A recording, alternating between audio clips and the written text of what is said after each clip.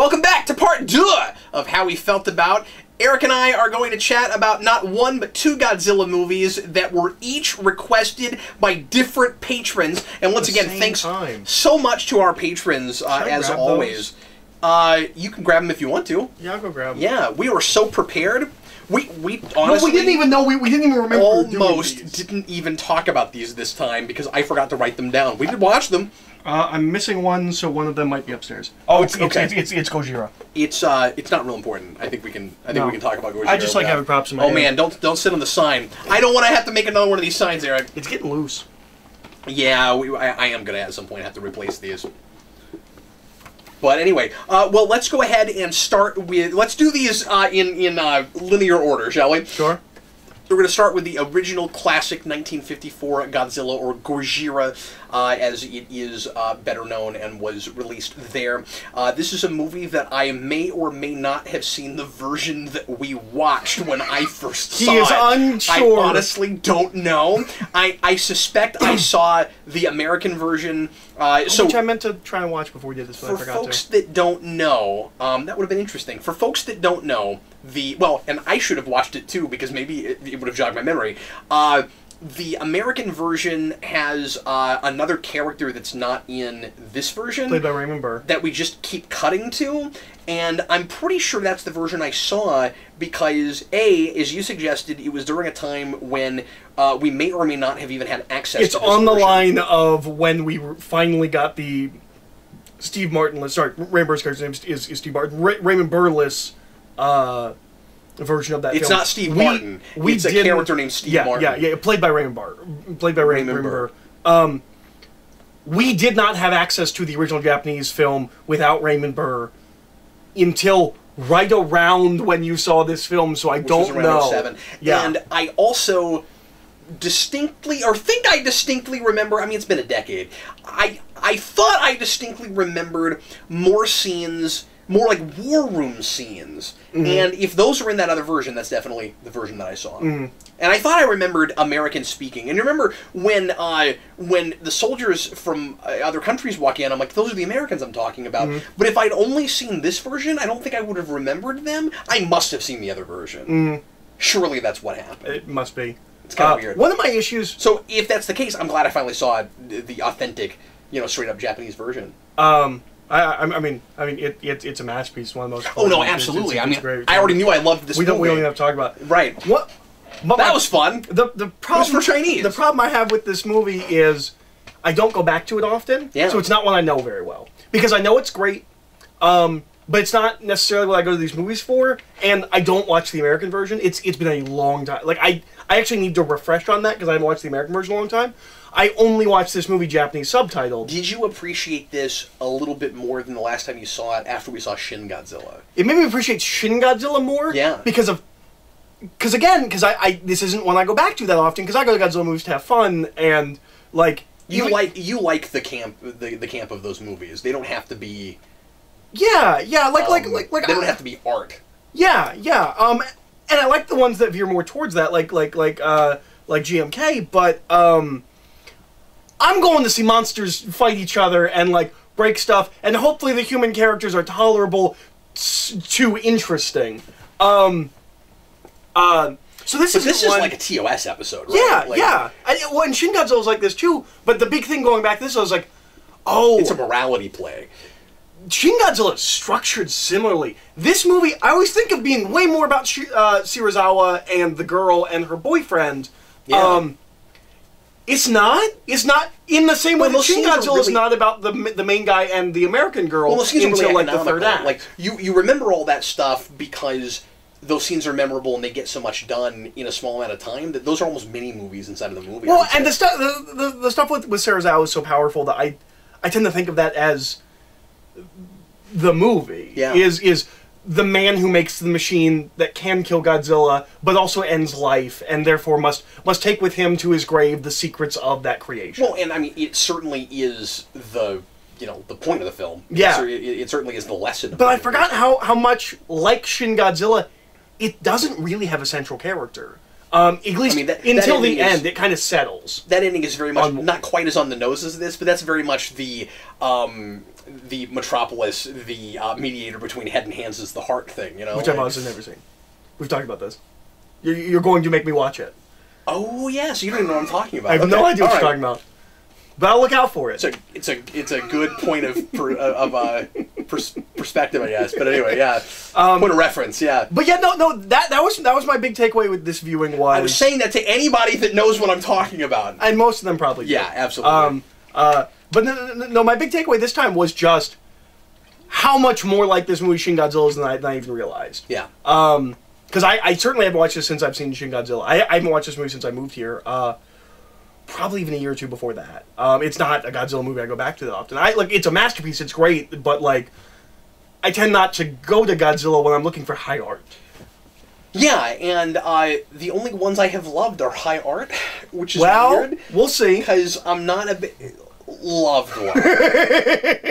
Well, yeah. You know, I guess. If I go to these at all, it is for this, and the other things I don't go to. Someone shows them to me, or makes a donation to the channel, and I watch it, and I go, that was a lot of fun. I would never think to put that in the player, you know? Yeah. But I think part of that is because I was introduced to Godzilla through a morality play, and through this masterpiece of cinema.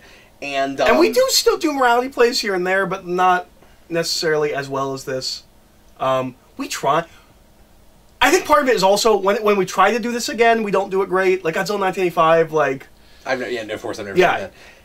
It plays a direct sequel to this, but like it's not as powerful, it's not as poignant.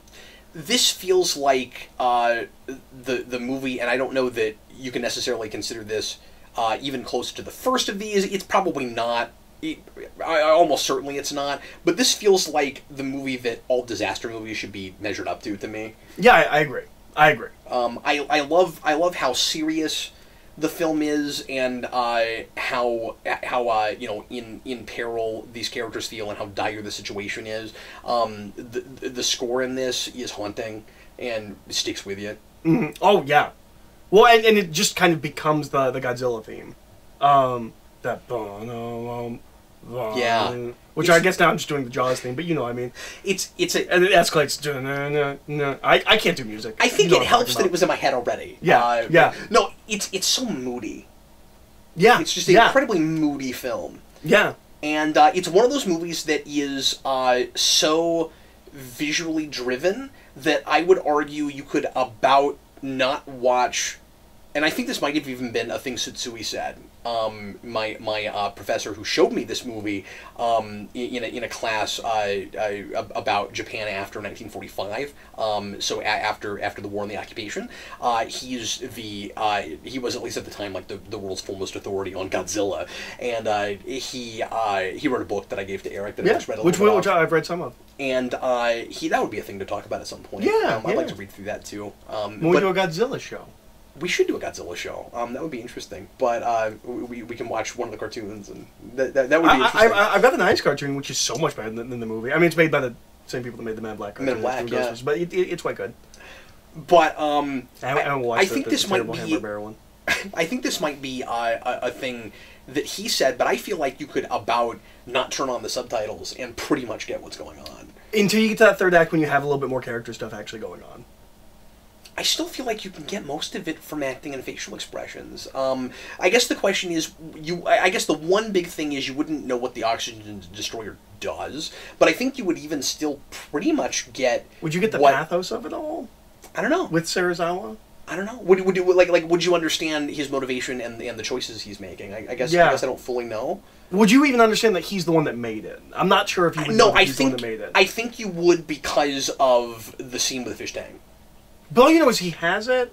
I don't know if you necessarily know he made it. If you're watching it with no context. But you see how... I mean, this is a weird thing to argue about, I guess. Yeah. But, I mean... Because we didn't watch this movie. But you see how conflicted he is about it. And he's wearing a lab coat. I mean, he obviously made the thing. And an eye patch. Yeah. Yeah. Yeah. So yes. My point But he only has this much of an eye. Clearly my point stands. Like without dialogue. But... no, the original Godzilla film is... It's incredible how well it holds up. Yeah.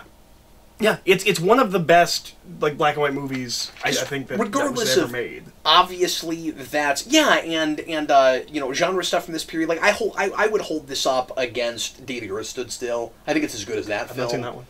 You've never seen The Day the Earth Stood Still? Never saw it. Oh my goodness! I gotta write that down. That is the next thing I will make you watch. Okay. That is, and I was gonna go ahead and do Metropolis next, but that is a big oversight. We got to make sure that you see that. Okay. Well, no, I get excited about that because there are not a lot of great important movies that I've seen that you haven't. So I get really excited about that. Anyway, oh, I'm sorry. I'm looking for my thing so that I can write this down. Hold on. Sorry, I'm making everyone wait right now. Day the Earth Stood Still. But go ahead. I'll talk about your. Thank you. But like, it's better than King Kong, sure. which is a similar kind of movie around the same time. But like I said, I put it up against like great science fiction films from the time. Yeah, like, yeah. I think it's maybe nearly as good as Time Machine, which I haven't seen is also on your list. That is on my list. Yeah. I saw the Guy Pearce one. Yep. And the Wishbone episode. This is definitely better than that movie. Although I am still in awe of the moon cracked in the sky. It's amazing. Amazing. I will never get that out of my head. It's not a bad movie till the third act. Right. And that makes no sense. Mm-hmm. But yeah. We digress. But what else do you want to say about original Godzilla? I mean, we're being real overviewy. We haven't really talked a lot of ins and outs, but I don't know. Like, it's the original Godzilla. Like, what are you saying? Like, it would kind of be like trying to review Citizen Kane casually. Like, obviously you could write about it. You could write about it, yeah. But like, it would just, yeah, I don't. It's a great movie. It's a cinematic achievement. There is some incredibly ambitious special effects work. Yeah. The foreground and background with the I guess at the time would be blue screen. With what they're doing with Godzilla. Like there's a point in the other Godzilla movie that we're going to talk about where you're like, that's really impressive and ambitious. We have shots like that in this already, and it doesn't always look great, but it's there and it looks pretty good. And quite a few years before that. Yeah. I like that Godzilla is not created by the bomb, but awoken by the bomb. I think that's really important. But possibly mutated. Sure. Yeah. Because because that's where he gets his radioactive breath. But I mean that's important too. Because we mess with nature, and this is obviously a man should not tamper kind of movie, and the idea is because we're playing God and we're destructive, we have kind of wrought this creature on us. This is maybe more of an After Dark thing, but yeah, we've done basically nothing the past century but make. Man was not meant to mess with this kind of thing, and we have just not listened. We just keep making these movies and these books and these TV shows, and we've never once listened. Scientists have never listened. We're literally making AI that's going to murder us. But yeah, I love the responsibility message at the end of this. No, you're absolutely right. Sorry, I didn't want you to think I was talking over you. I'm just looking at the time and going, we're going to have to move on pretty soon. No, I understand. But I really love the responsibility message at the end of this. I love the compromise. I love the idea that we have to do something. It would be wrong to have the solution to this problem and not use it unless it meant that we would continually make it worse. So we make the compromise of we're going to use it once and make sure that it can never be used again, which you've probably now read and watched 1,000 things that have done that. Probably fresher here, but I just really like that we don't. That we're not able to continue using the oxygen destroyer after this, and that it's a attempt at a self-sacrifice. Yeah. And there's something about I can't remember now. We watched this a few days ago. I had to get something about the thematic crux in here. There was something at the end where like when they sum it up, and I was and like it's kind of heavy-handed. Yeah. But again, it's kind of a parable. Yeah. I mean, it's a morality play. In the way that a lot of original series Star Trek episodes are, and then it's kind of a parable, and a lot of those shows and science fiction in general at the time would kind of come out at the end and spell it out for you. Yeah. Or just like Twilight Zone, where every episode's they just come out at the end like doesn't everyone suck? Isn't humanity the worst? But I can also see why this turned into a big fun franchise that ended up being a little bit less about the ideas and a little bit more about the monsters, just because that monster is so distinct. Mm-hmm. And I see why it kind of created an entire genre. Because, I mean, that's true, right? Like, you don't get tokusatsu without Godzilla. Like, probably not. Or am I wrong? No, probably not.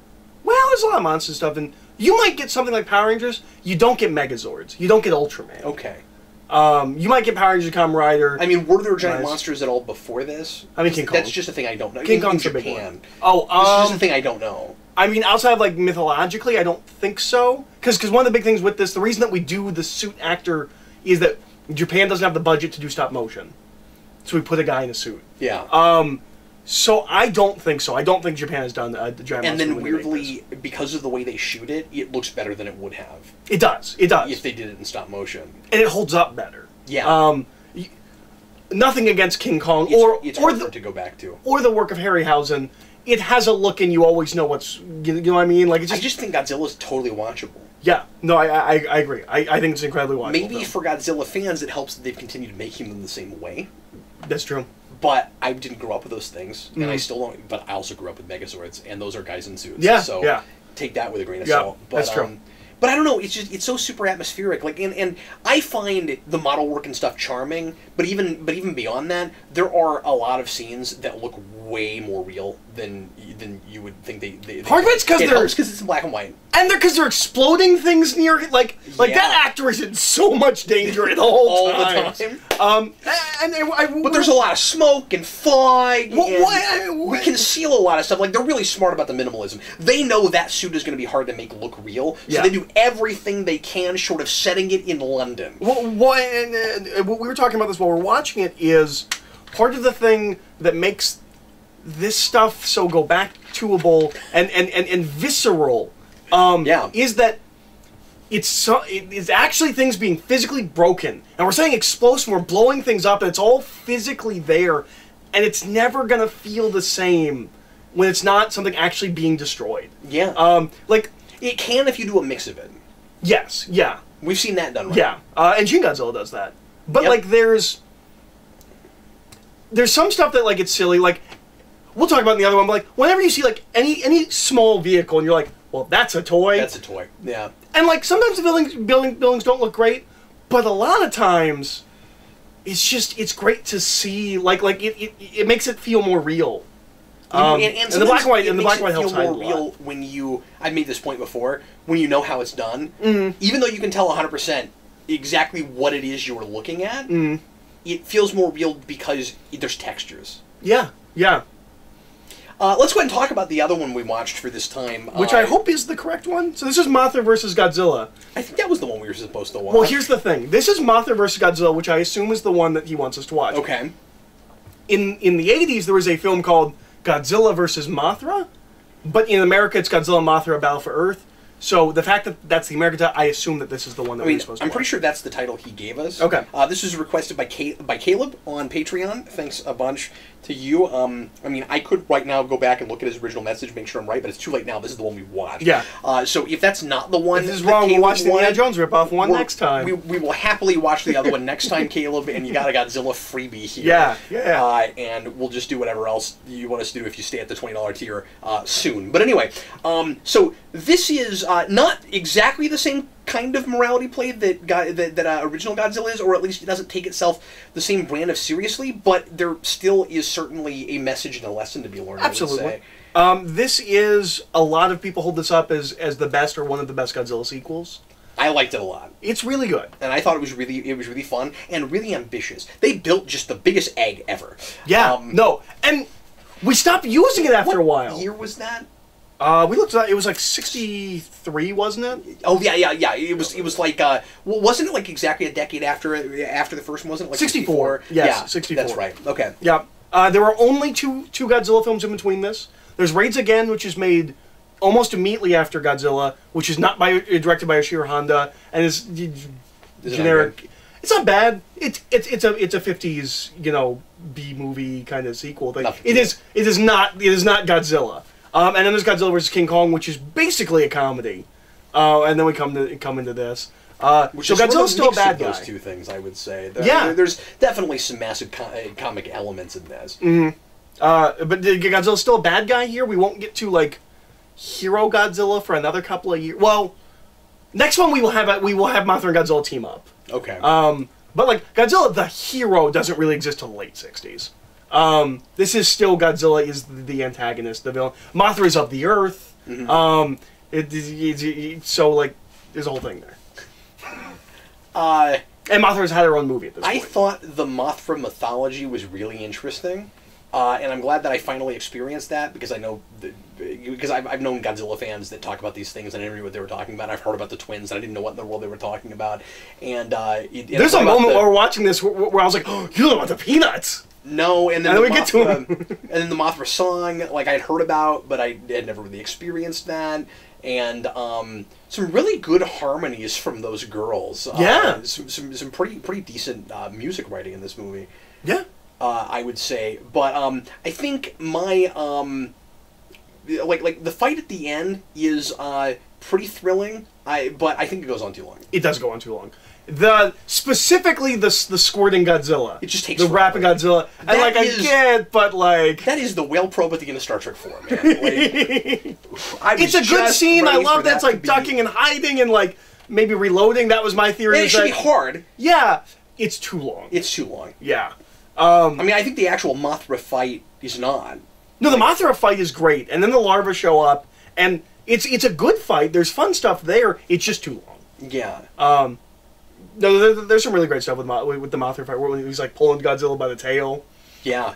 Yeah, and I like the idea that if I'm remembering this right, because it's been a couple weeks, but like that it actually like kind of sacrifices itself and the egg opens and it does because Mothra is like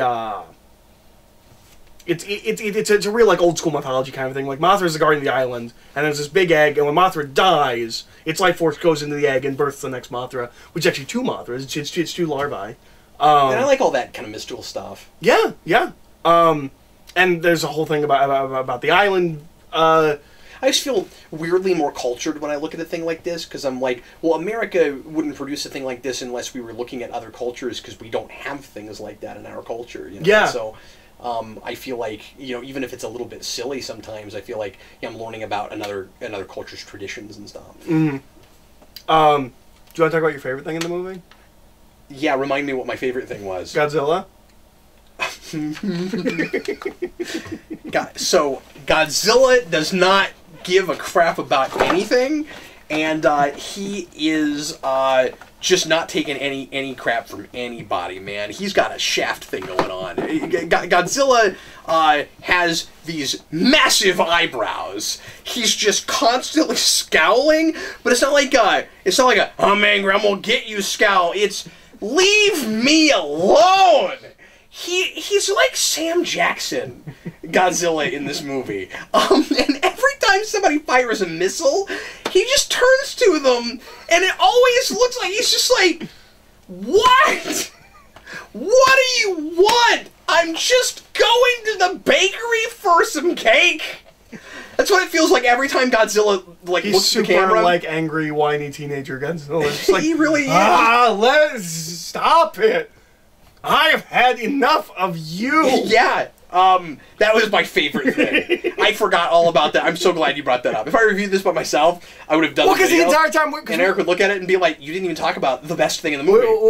We watched Mothra vs. Godzilla first, so when we were watching Godzilla, all you did was complain that he wasn't angry, angsty Godzilla. Yeah, that he wasn't emo Godzilla. You know, like I got CW Godzilla in this movie, and it was the best.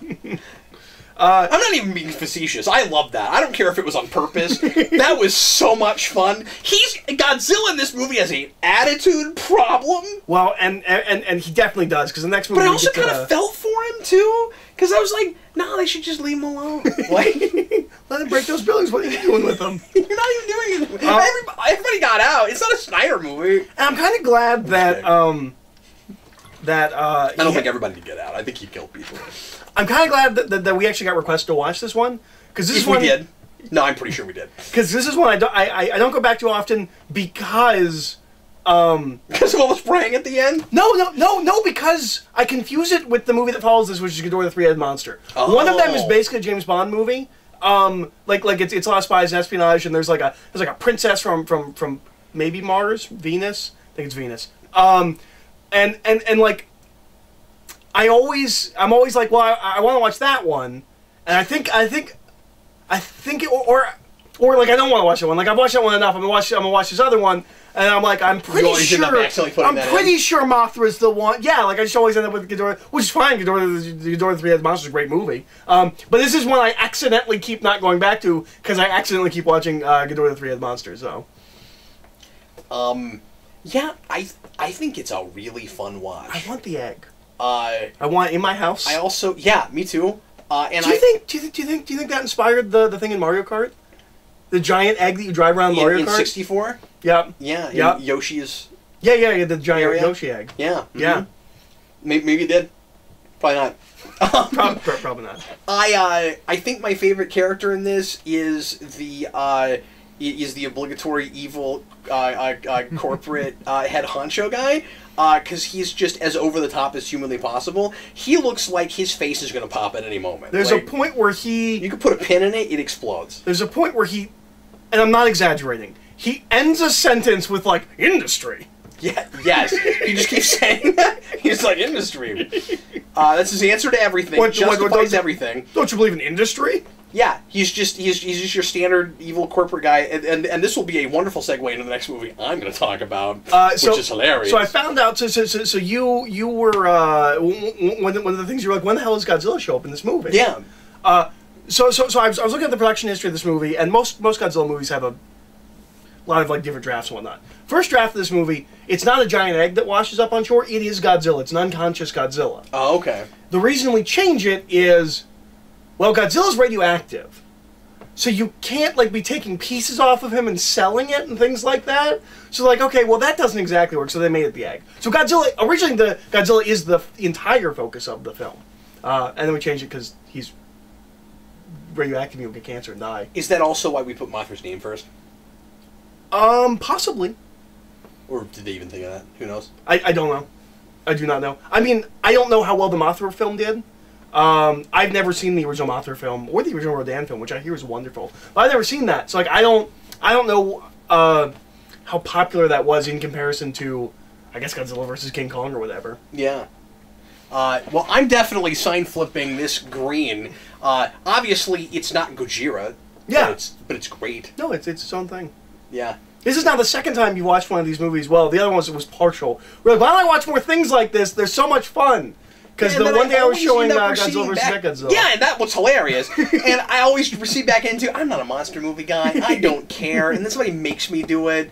And Eric's like pleading with me, please, can we watch monster? I don't care. And then I watch them. I'm like, Eric, why don't I watch more things like this? And he's like, because it doesn't matter how much I beg and plead. You won't watch these movies. That's not true. I do watch these movies with Eric. But I don't just put them in myself. At some point on You Made Me Watch, I've been saying this since we first started, I will make you watch the first and third Gamera film of the... It's annoying because I really just want to show you the third one because it's the best one, and I think you'll legitimately like it. But you need to see the first one. If you like it, maybe watch the second one too. But like, the third one's the one I really want to show you because it's well, and my uncle Steve sent me one of the Gamera movies at one point, and I don't remember which one. If it's the '90s one, it's if it's the '90s ones, no, it's one of the early ones. Oh, okay. I can't vouch for those. I don't know though. I'm not sure. But anyway, those ones are charming in their own way. Like imagine if Godzilla had no budget. So speaking of evil corporations, industry, I also watched Wolf of Wall Street.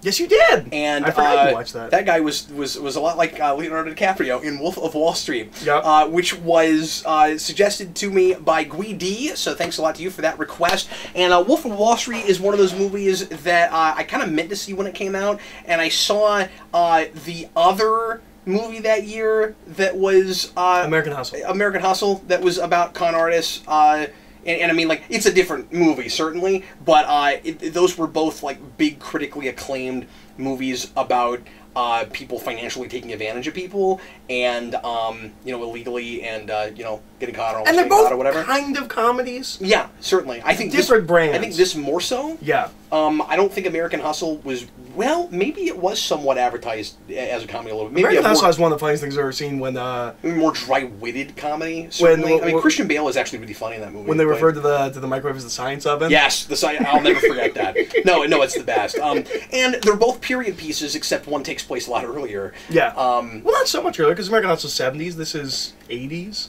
80s and the 90s. The majority of it takes place in the 90s, though. Okay. Yeah, I guess that makes sense. I mean, so yeah, I mean, not a lot earlier, but I saw this movie in theaters, and I've seen it once or twice since, but I did not watch it with Cap for this, so... Sure, I'll chime in with I wish you had. I think this would be more interesting if we had both watched it recently. I mean, it's like 6 hours, so... Well, and it's hard to find 6 hours just to watch. And that brings me to the way I wanted to describe my experience viewing this, which is this is a movie, and just how I feel about it overall. This, after all, being how we felt about this movie,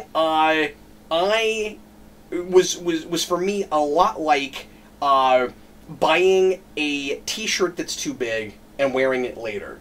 I lived with this long enough to grow into it. This was like watching a season of television for me. Partly because it was long enough and I was busy enough, I had to do it over 2 or 3 days. So take that with a grain of salt. I did not watch this in one sitting. And by the time I got done with it, I thought I had watched a miniseries on television.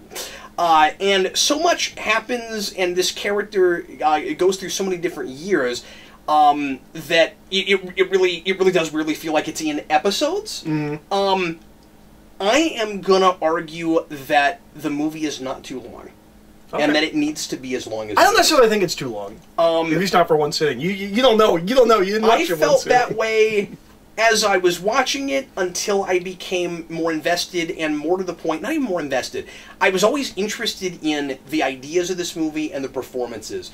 I wasn't sure if I was enjoying it until about halfway through. Mm-hmm. I think it wasn't until the scene where the FBI agents show up on Leonardo DiCaprio's boat that I finally was like, threw my hands up in the air, okay, I'm really enjoying this movie. And then what cemented it was the old quaaludes that took too long to kick in.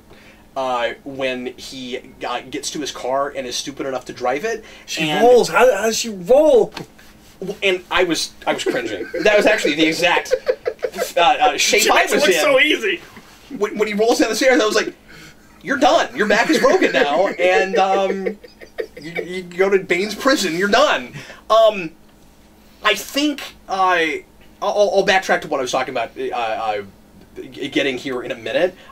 With that scene, the thing that will most stick with me forever is we see him get insanely, impossibly lucky driving home in that car, and then we see what really happened to it. Yeah. I will never forget that. Yeah. That is one of the most memorable things I've ever seen in a movie. That really got me. I thought that was wonderful.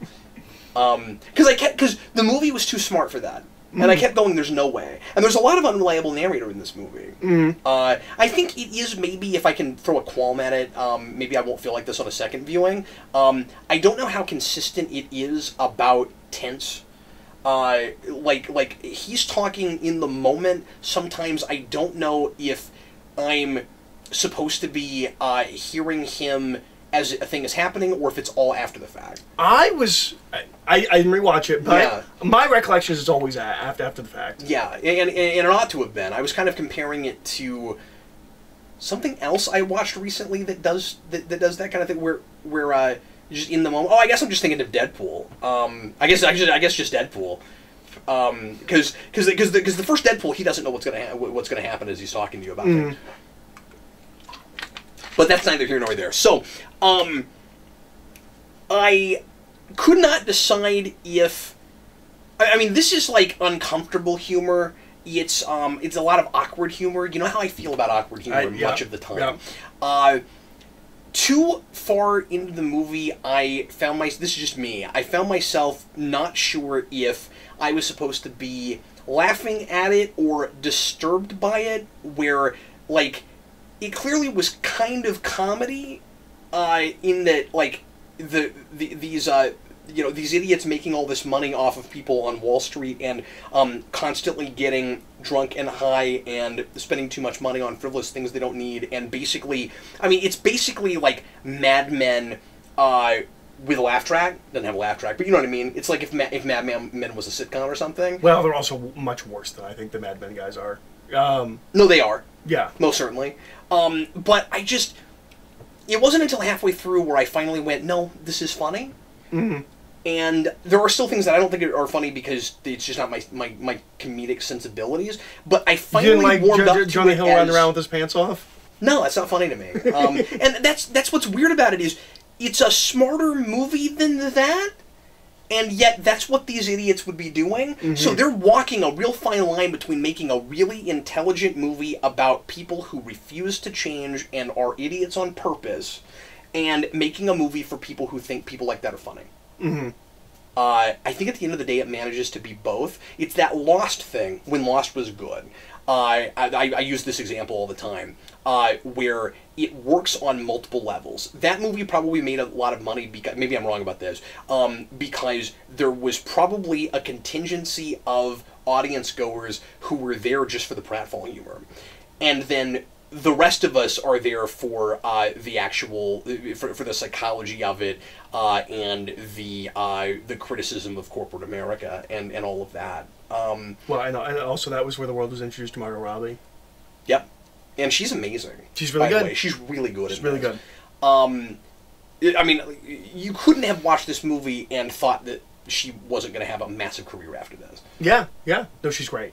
I can't believe this movie is as old as it is. 2013. How did it come out that long ago? How is this movie 6 years old? I remember seeing this in theaters. Yeah. Like, not that long. Like, I still don't believe it. No, that's crazy. Wow, 6 years. Apparently. Isn't that wacky? Yeah, no, that's legitimately crazy to me. I mean, I'm going to look it up again, just to make sure I'm right about it. Okay, because I still don't trust it. Okay, while you're looking it up, but it is. Let me ask you the question. Yeah, sure. That 6 years later, I don't have an answer for. Yeah, sure. Does it glorify the lifestyle too much? Because there are consequences, but is it having too much fun? And that's where I say it's... but it's December 2013, so it's basically 2014. Okay. Sure. Only 5.5 years. It's, as I said, it's walking a line, right? Part of the problem is, this is going to sound awful, part of the problem is it has some of the kinds of actors like Jonah Hill that are in movies that tend to seem to glorify stupid behavior. Jonah Hill has done other things too, though. No, like he did Moneyball, and this is off the heels of Moneyball. Sure, but he's playing a character like the kinds of characters he plays in things like that. Sure. Like that. I mean, I think he's a little bit more nuanced than he is in, like... I am out of my element here. Sure. I don't watch a lot of those kinds of comedies. You know the movie that I kept comparing this to, and it is in a lot of ways its opposite? Did you see... This will be another thing I'll put on my list if you haven't, although it might be hard for me to sit through again, but I loved it. Did you see Don John? Yeah. Yeah, I saw Don John. This reminded me a lot of Don John. Except Don John goes the way that I kind of wanted this to, but I understand why it doesn't, and like I don't think it can. But Don John is about a guy who, and that's Joseph Gordon-Levitt, who writes and directs and stars in that. Amazing writer and director, that guy. Yep. And he, if you haven't seen Don John, he plays a sex addict who cannot... Oh, he's a porn addict. Or I guess he's a sex addict, He's too. both. Yeah. No, he's definitely both. Because he can't, I mean, I don't want to just review that movie. Because he can't find an emotional connection with a woman when he has sex, he tends to immediately go back to porn, like minutes after. But he is a sex addict, and that movie is about him ultimately turning his life around and finding an emotional connection with a woman. And this is that movie if that character refused to change. Except the addiction is money and substance and sex and everything. And it's an addiction to a lifestyle. The reason that the reason that Leonardo DiCaprio in this movie is a sympathetic protagonist is because we see how he got there, and he starts off from a more naive and impressionable place where he says what I would say in that situation, going into that job. He gets a job as a stockbroker, and he's told to make money any way he can. And God, he's great as his, like, mentor. He is, and he says, but if I can make money for both me and the other party, like if I can make it mutually beneficial, why is that a bad thing? And Matthew McConaughey just stares at him. I don't know what the humming thing, I don't know what this whole thing is about. I can actually tell you what that is. Yeah, sure. That is his warm-up exercise before he goes out to act, and they thought it was funny. Is that what it is? Yes. That is what Matthew McConaughey does before he goes on set. I love how there's no explanation for it. And he just keeps it and uses it. Yep. And it's great. But yeah, he gets addicted to this lifestyle, and you know, because he A, doesn't want to be poor again, and B, because he, as a lot of people of course do, most people who get fame or who get, excuse me, power and prestige this quickly, he gets too used to a quality of life, and he's not going to go back from that. And I think he just loves the allure of it too much. He constantly refuses to change. He's the protagonist that will not take those opportunities, and has afforded them over and over and over and over again. And even at the end, after he's been in the slammer and gets out, he's not changed. Is what I got from the ending. Well, I can tell you what happened in real life. Yeah. I mean, he's still doing all the stuff that he used to. You said. So this is based on 2 books. He wrote 2 autobiographies about himself. And importantly, I have not been discussing this and reviewing this as a biopic. I don't think it's important that it is a biopic. It's one of those movies that, for me, is like it's more important than, and I have this all the time. I'm looking at the story they're telling. I don't really care what happened in real life. I mean, I do. It's interesting, but if it's nothing like it and the story's good, I'm going to hold it on those terms, unless it pretends like it's what really happened. I like that we don't get to the end of this, and it does, like so many biopics, the black screen that says, and then this person went to this place, and this person went to this place, and they're still there now. I don't like that. Yeah. I like that this doesn't do that. I had to remind myself that it was based on a true story. Yeah, and I like that for this. I don't mean they all have to be that way. You can't pretend like Ray Charles isn't based on a true story. But I've never heard of this guy. You can't pretend like Milk isn't based on a true story. But this, and my understanding is, for better, like this is mostly what happened. This is certain people were consolidated into one person like that. Like I don't think, if I remember correctly, Jonah Hill doesn't exist. He's a couple of people that we made one character. Yeah, there's no way it was as wild and out there as it is. I don't know about that. Maybe that is possible. I think it is as wild and out there as it is. From my understanding, most of the changes that we make to history is simplification. So there's some you can't make this crap up going on in this movie? Yeah, okay. I think so. But he owes the government millions of dollars, as you see in the film. Yeah. Still hasn't paid it back. Wow. He's supposed to pay it back from royalties from the books and this film based on his life, and still owes them money. He's not paying it back. Amazing. Yeah. And you said he's still scamming people. He's teaching people how to scam people. He is doing this. And that's what you get at the end of this movie. Yeah. Sell me this pin. Yeah. Which I don't know what the right answer is to that. They gave it to you. That's the ending of the movie. Is he says, sell me this pen, he gives it to the guy, and the guy's like, well, it's a really nice pen. He's like, no. And he gives it to the next guy, and he goes, can you write your name? He gives you a need for the pen. And then he says, can I have a pen? I thought, okay, I looked at that last scene wrong. I thought he just went to the next person and the movie ends with him constantly going down the line. I didn't notice. No, that person had the right answer. Oh, I missed that. Yeah, he creates the need for the thing you have. Because that's all you have to do is make them think they need it. Of course. Yeah. Right. Yeah. Yeah, and you're not actually trying to help them. You're trying to make them think that you're helping them. Yes. That's what matters. I thought, obviously, that psychology was really interesting. I've always been a sucker for movies about, for stories about con artists and about manipulators, and because there's this, again, a real fine line. Oh, I didn't know that. That's interesting, because I have a movie like that that's been on my stack since I got here to make you watch. I mean, why do you think I've always been so captivated by Smallville Lax? No, that makes sense. But I never put it in the con artist terms. I literally have a con artist movie sitting on my shelf to make you watch at some point. Well, and I guess just manipulators in general. Like, I've always been interested in people who can look several steps ahead, whether they're devious or altruistic. It doesn't really matter because that line is so thin. I think it's I think it's really interesting the psychology that somebody like this guy and somebody even like Lex Luthor, at least you know, an intelligent Lex Luthor, intelligently written Lex Luthor, might have all the traits that you can take from that person that are beneficial, even if you're a good person, with just the lines you got to be careful not to cross. I'm fascinated by that. So, do you have a green or red? Absolutely green. Which is weird because, and it's one of those movies that you know, I try not to have the bias of, well, I know I'm supposed to like this movie, so at the end of the day, I'm going to look back at the movie and figure out why I like it, even though I didn't. I don't do that, but I was patient with it because I got an hour in and I went, I still don't get why people love this so much. And by the end, I threw my hands in the air and I'm like, yeah, it's a great movie. Maybe not exactly for me. I don't know that I need to go back and see this. I may at some point. I've seen it 2 or 3 times, but it's not like the movie about drug addicts that we watched for last show, Trainspotting, and I was also thinking about that movie a lot. You know, it was like, was it like that for the first hour for you? Not in the same way. It was not the same brand of uncomfortable. It was just things that I thought maybe I was supposed to be laughing at that I didn't think were funny. I was still watching people ruin their lives and not know it.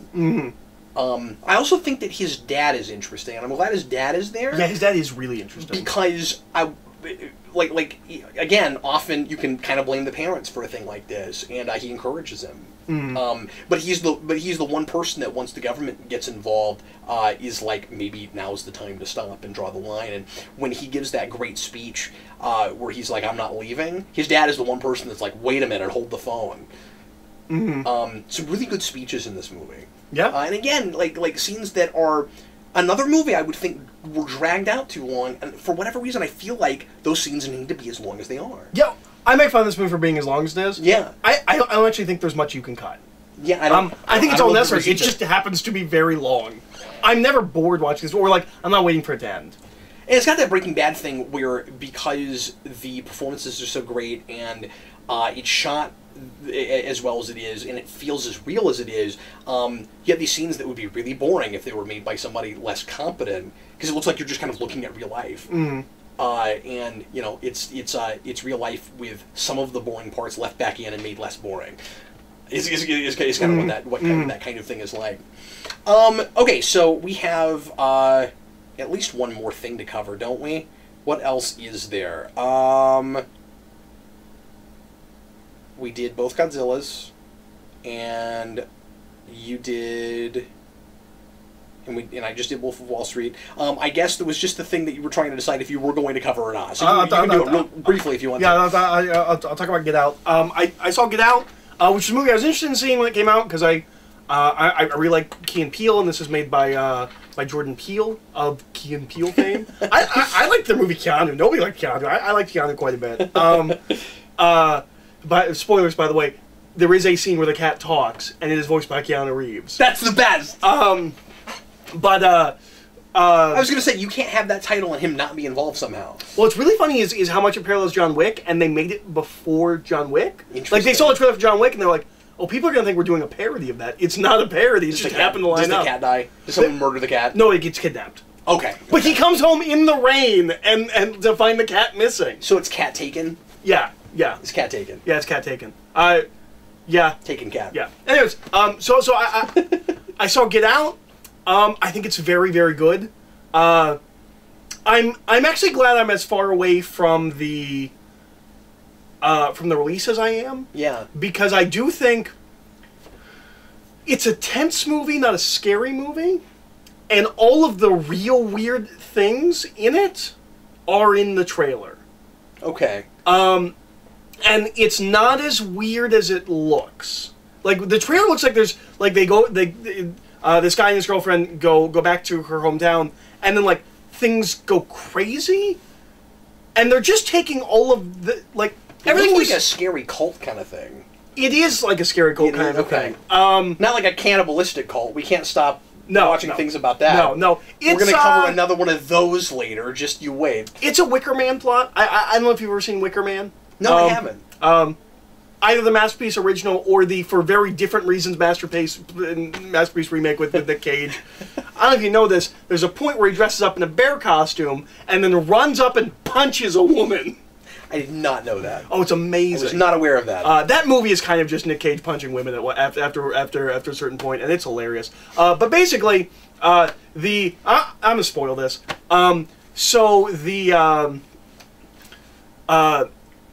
Wicker Man, it's a cult of all women, and they send out someone to the mainland to like bring a man back. Okay. This is that, and in both things, it's a it's really tragic because it's a committed relationship. Like they've been together for like 3 or 4 months at this point. It's not like they just hook up and like, hey, come with me somewhere. Like they're in a relationship, and then you get this turn of, oh, she does not care about him. The plan is they abduct black men and put their minds inside their body. That's the thing. Oh. And they use their bodies. And you, being the black man. I didn't know there was a science fiction element to this movie. Yeah, it's done through hypnosis. Oh. But there's okay, but like sort of supernatural. It's obviously not a thing we can just go do right now. But you, or you as in the main character, you watch it. So like it's not like you're still in your head, and the way they, and this is the big weird scene in the trailer. Mm-hmm. That I was like, what is this movie about? Is he is in his own head, just in darkness, and like way up here is like almost like a movie screen, and he is seeing what his body is doing. It's really good. I don't know if it's PG-13. I want to say there's swearing in it, but it's not as violent as you might think it is, as you might think it would be. But it's really uncomfortable. Like in a tense way. With the subject matter. Yeah, just in a tense like horror movie kind of like it's really uncomfortable. The kind of awkwardness of it. This movie does a thing that I'm sure anyone in our audience that's black, or of any ethnicity, I would assume, it does this thing that I'm sure they've all encountered. But you mean like any ethnicity that's just not straight up white? Yeah. That's not the majority of the country. Yeah. I'm sure they're all familiar or have all experienced at some point, but I've never thought about. It's one of those things like you watch something, you're like, oh, I bet that happens all the time. Like I never thought about that. Is that when he first goes with his girlfriend back to their home, tripping over themselves to not be racist, to let you know how much they hate Hitler, how much they love Obama. When they lift off sports, they like specifically don't. Like there's a point where the dad asks like, "What's your favorite sport?" and he specifically does not list basketball because he doesn't want to be stereotypical. I'm like, I bet this happens a lot. I bet people really interesting. Run to those topics trying not to seem like it, and which probably kind of makes it worse because because you're just highlighting that one thing and that's all anybody's thinking about. Yeah, and that felt, I'd never seen that before, and it felt really real, where I'm like, I bet you because he wrote and directed this, Jordan Peele. I was like, I bet you he's done, I bet he's done with this a lot. He's writing from personal experience. Yeah, and that was like kind of a revelation where I was just like, wow, that feels, and it's so uncomfortable. Yeah. But no, Get Out is really good. I highly recommend it. It's good. I'm even more excited that he's doing, or at some point they announce, I assume it's still happening, the HBO or Showtime, the Twilight Zone. They're doing a Twilight Zone revival, and he's supposed to. Who's doing that. Yeah, it's him. Interesting. So yeah, no, I really liked it. I'm really interested to see where it goes, or I'm really interested to see what his Twilight Zone looks like. Yeah. Because he's definitely got horror chops. Stiff competition now with Black Mirror. Like that kind of thing is getting very popular. Yeah. Which is good. I miss horror anthology. Horror anthology. Oh yeah, well, it's science fiction anthology. Yeah. Just the anthology in general. Yeah. You know, and not season to season, but episode to episode. Episode to episode. Yep. Well, folks, finally, that does it for the second part of how we felt about, and Eric and I are, and we're feeling how we felt about. We think well, we I did just a realized great I job. didn't throw the thing up. And so. no, I'm kidding. Eric and I are going to move on now to Primetime Crisis and talk about a few TV shows. So if you'd like to continue on the omnibus, just let the playlist play, and after a little commercial break, we will be right back. You know, depending on what kind of ads you get. You could get a 3-minute ad, but it should let you skip that you it. can't skip. So hopefully not. Do you ever get one of those that's like right on the edge, where it's like 50 seconds? Because I think like the cutoff is like 1 minute. I have it set, I think, for not long skippable ads. Okay. Like non-skippable ads. Okay. So where like long ones will play, but you can skip them. Okay. But anyway, so whatever your commercial break is like, leave a comment. Let us know what your commercial break was like. And in the meantime, we'd love to know. And also... Well, I guess it would be on the next video, though, because they wouldn't see the commercial in this video. You can tell them about this one, too. You know, the commercial you got in this video. Cause I mean, that was an hour ago. They don't remember. They might not even remember at this point, yeah. But anyway. Well, once again, thanks for watching. And we will see you again shortly if you continue watching. And otherwise, we really appreciate you clicking on this video.